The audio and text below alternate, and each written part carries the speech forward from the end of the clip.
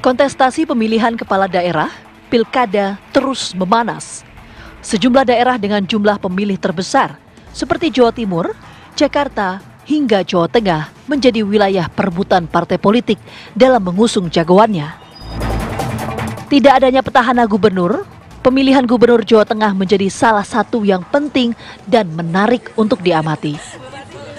Setelah 10 tahun, dipimpin oleh Ganjar Pranowo, provinsi dengan jumlah pemilih sebanyak 28,3 juta ini, tentu setiap partai politik akan melakukan kalkulasi secara matang untuk memajukan calonnya.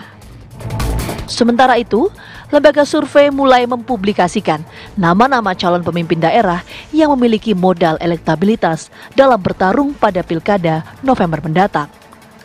Baru-baru ini, Lembaga Survei Indikator Politik Indonesia menyajikan hasil surveinya untuk daerah Jawa Tengah.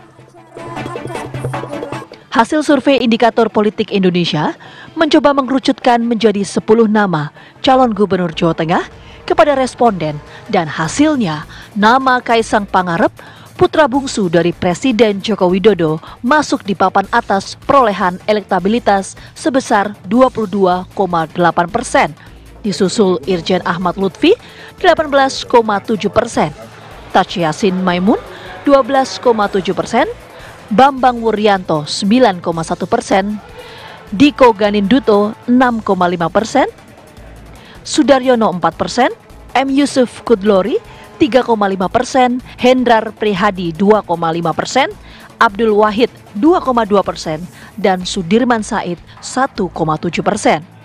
Lantas, tingginya elektabilitas Kaisang Pangarep versi Indikator Politik Indonesia ini, apakah akan memuluskan langkah Kaisang dalam merebut kursi Jateng 1? Tim TV One mengabarkan.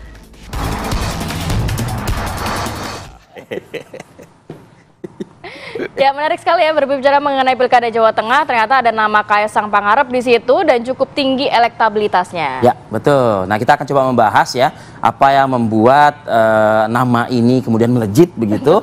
Nah, sudah hadir di studio kita. Sudah ada. Satu persatu kita kenalkan Tati. Ya, sudah ada Bang Effendi Ghazali dari paling ujung, pakar komunikasi politik. Selamat pagi. Pri Palestan. Kemudian juga Bang Kennedy Muslim, peneliti utama Indikator Politik Indonesia. Selamat pagi, Bang Kennedy. Bang Kennedy, selamat pagi, Bang. Kemudian juga ada Mas Aryo Bimo, Ketua DPP PSI. Selamat pagi, Mas Aryo Bimo. Selamat pagi. Dan kita juga masih menunggu untuk bergabung bersama kami Mas Aryo Seno Bagoskoro, politikus PDI Perjuangan, yang sebentar lagi Mas Seno akan bergabung bersama kami. Saya mau ke Mas Kennedy. Ini cek-cek ombak tiba-tiba kok ada nama Kaisang dan cukup tinggi dibandingkan nama-nama lainnya, Ahmad Lutfi dan lain sebagainya. Ini apa faktornya sebenarnya?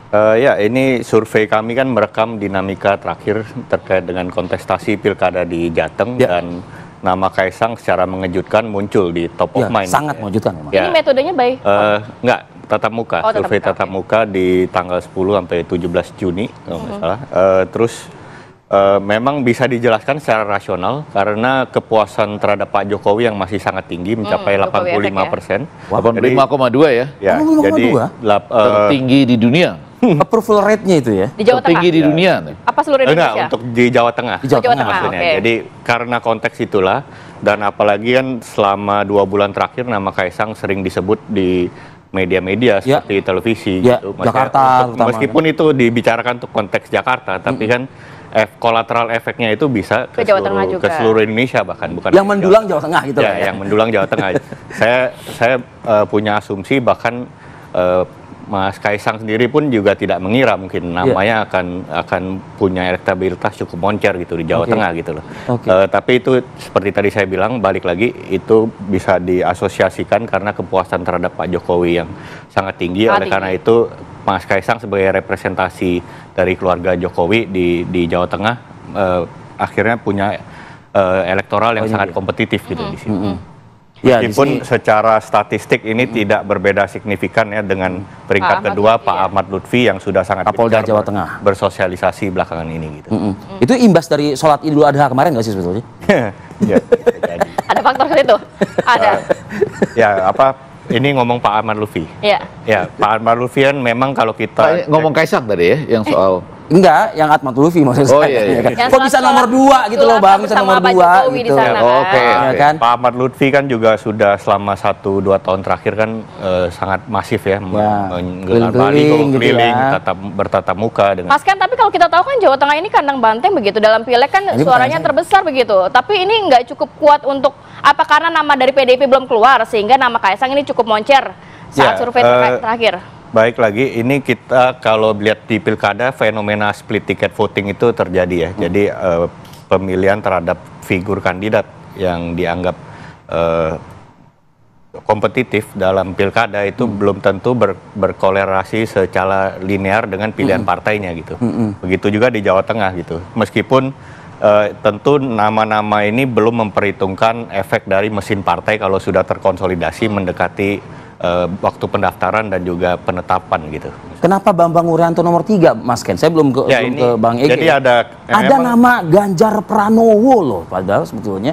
Oh enggak, kalau Pak Ganjar kan karena sudah tidak bisa maju lagi, Dua kali, jadi kita tidak masukkan dalam Efeknya simulasi. masih terasa kepada kader PDIP lainnya. Artinya nggak lengket ya di Ya, pikiran karena ada mereka. ketimpangan popularitas ya. Kalau dari hasil survei yang kita lihat, memang Mas Kaisang itu popularitasnya sudah hampir mentok ya. 85% dari responden di Jawa Tengah udah tahu nama Mas Kaisang. Sedangkan di posisi kedua, Pak Ahmad Lutfi pun belum sampai 50%, hanya sekitar 48-49%. Dan nama-nama lain-lain seperti Bambang Pacul, figur PDIP itu Urianto. hanya 30-33% gitu. Tas Yassin juga ya. Ya, Tas Yassin hampir separuh juga, sekitar 50% gitu. Ada komentar Bang Ege? Enggak dong, komentarnya Apa segar yang bisa aja. dicermati Pagi begitu dari ini hasil survei poin terakhir? A selalu Nggak awal. terbendung Bang. Kalau saya komentar tidak terbendung kalau saya. Pelan-pelan. Kalau saya poin A selalu mengatakan saya dukung anak muda ya. Ya. Kalau sudah boleh memilih, boleh dipilih. Nah Ya. itu kan prinsipnya. Ya. Jadi dengan demikian, cuma saya selalu mengatakan PKPU itu harus diperbaiki undang-undangnya ke MK itu, nggak bisa dengan MA. Di situ posisi saya ya. PSI. Nah, tapi nggak apa-apa. Meskipun mendukung anak muda ya. Mendukung anak muda. Kalau sudah boleh memilih, boleh dipilih. Itu ilmuwan komunikasi politik seluruh dunia begitu. Nah, balik ke soal rilis indikator ini, saya mau mengatakan 3 hal. Ini tentu saja cek ombak yang penting karena kita sudah ini kan 10 sampai 17 Juni ya. Risetnya sekarang kita sudah pada tanggal berapa nih?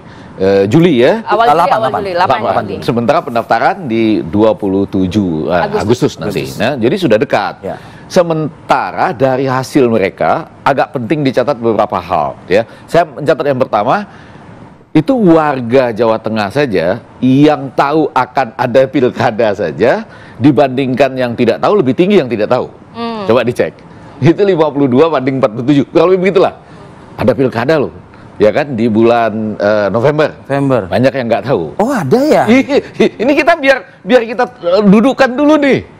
Petanya seperti apa? Itu saya baca tadi itu ya. Terus yang kedua, yang akan membuat keputusan pada waktu kampanye, kampanye kemudian menjelang kampanye, menjelang pemilihan umum dan hari pemilihan umum itu 82%. Ya kan? Yang di top of mind-nya itu belum punya keputusan itu 65% lebih gitu. Besar ya angkanya ya? Ih, gede. Jadi di antara sekitar 35%-an yang sudah punya di kepalanya nama-nama itu, Kaisang yang paling tinggi. Nah, Kaisang yang paling tinggi itu karena apa? Misalnya karena kedekatan dengan tokoh politik. Itu alasannya. Jadi kita ketemunya di situ tuh. Lalu kenapa orang dekat dengan Ahmad Lutfi misalnya tegas? Kenapa dengan Yassin Mahmud misalnya Maimun karena tokoh agama, sosok tokoh. Nah, jadi ada alasan-alasan untuk sampai ke sana. Artinya belum aman dong berarti. Belum aman bagi masih siapapun. cair. Masih Tingkat cair. partisipatifnya masih jauh. Iya, ya kan? Betul. Kesadaran akan pilkadanya juga masih jauh. Masih jauh. Nah, malah saya mau mengatakan gini, kami juga nih Salemba School. Salemba School ini dulu sama-sama studi di Salemba dan jeblosannya itu banyak yang bikin konsultan sendiri-sendiri, ada Hensat dan lain-lain itu. Kita juga melakukan riset di situ gitu. Nama Sudaryono juga bisa naik berbeda gitu. Ya, jadi kan beda-beda lah hasil survei pada waktu yang berbeda-beda. Nah, jadi ini bisa dibaca dalam konteks 10 sampai 17 Juni itu hasilnya. Nah, karena itu masih banyak peluang ketika tadi dikatakan, saya rasa 3 daerah menjadi menarik nih. Justru karena alasan kedekatan dengan tokoh politik tadi, atau karena strategisnya daerah itu. Yang pertama pasti DKI Jakarta. Sama seperti Anda membicarakan, kalau saya membayangkan pilkada Turki ketika membicarakan Istanbul, Ankara, dan lain-lain. Lalu yang kedua, Jawa Tengah. Ketika misalnya Kaisang kalau betul mau mengarah ke Jawa Tengah. Tidak DKI Jakarta tapi ke Jawa Tengah. Yang ketiga Sumatera Utara dengan koalisi supernya. Nah itu saya membayangkan 3 itulah gitu. Di samping Jawa Barat juga gitu. Baik. Saya mau ke Mas Seno. Mas Seno, kalau berbicara Jawa Tengah ini kan provinsi terpadat ketiga begitu ya di Indonesia dan juga menjadi kandang banteng. Nampaknya juga PDIP nggak mau kehilangan kesempatan kan nantinya dengan nama-nama lain yang cukup potensial ternyata juga untuk bertarung bersama PDIP. Tapi kalau Mas Seno melihatnya bagaimana nih nama Mas Kaisang kok cukup moncer sekali dalam survei terbaru. Kemudian juga dari sisi PDIP banyak yang mengatakan ini menjadi jilid kedua pertarungan PDIP dengan Trah Jokowi di Jawa Tengah. Seperti apa? Ya baik, terima kasih Mbak. Jadi kalau kita mencermati bahwa Jawa Tengah ini memang punya ikatan yang begitu kuat dengan identifikasi PDI Perjuangan selama ini di sana.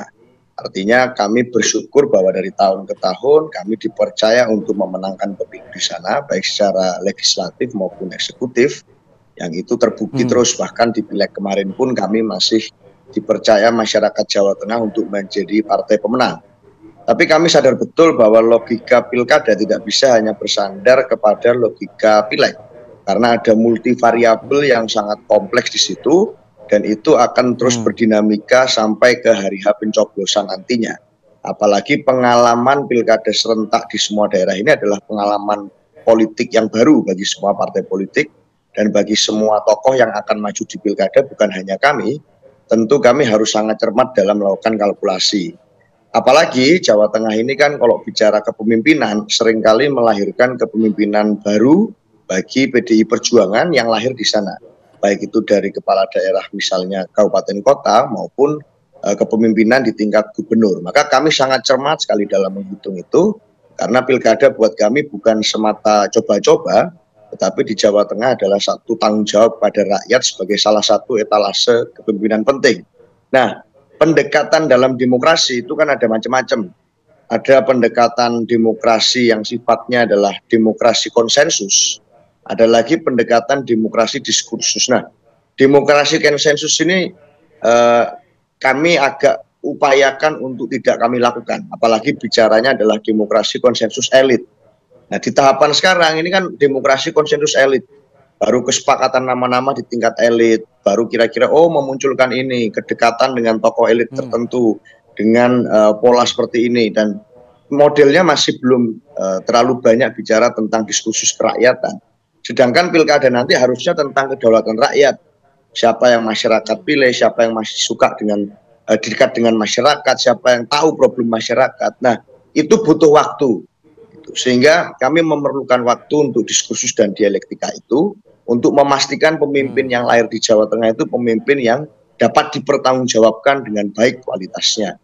Nama-nama masih kita godok, tapi kalau bicara sekarang, saya rasa masih cukup banyak waktu sebelum Agustus, bahkan masih cukup banyak waktu untuk kami mengambil kesempatan berpikir sebelum pendaftaran. Itulah kenapa di banyak pilkada belum tentu siapa cepat dia dapat.